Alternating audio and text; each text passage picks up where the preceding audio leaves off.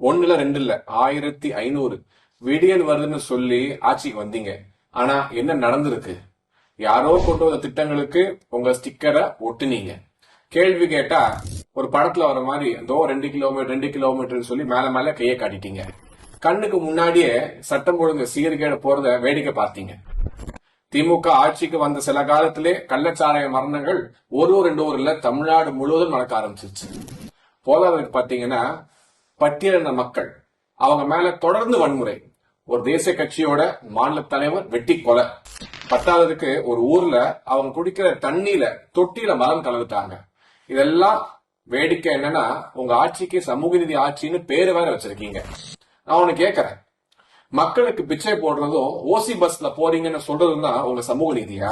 மக்கள் மகளிர் உரிமை தொகைன்னு சொல்லிதான் ஆட்சிக்கு வந்தீங்க. ஆனா வந்த பிறகு உனக்கு இல்ல அப்படின்னு சொல்லி முக்கால்வாசி பெண்களுக்கு எதுவுமே கிடைக்கல. ஆனா அதுக்கு பதிலா அவங்களுக்கு என்ன கிடைச்சிருக்கு? நல்லா யோசிச்சு பாருங்க. சோகம் என்னன்னா இதெல்லாம் நடக்கிறது ஒரு குக்கிராமத்துல கிடையாது, தலைநகரம் சென்னையில. நான் ஒரு அக்மார் சென்னை வாசி. 4 வருஷமா தொடர்ந்து குண்டும் குழியுமா கிடைக்கிற சாலைகள், தூரல் போட்டா கூட போதும் போதும்னு சொல்ற அளவுக்கு முட்டி அளவுக்கு தண்ணி தேங்கி நிக்குது எல்லா இடத்துலயும்.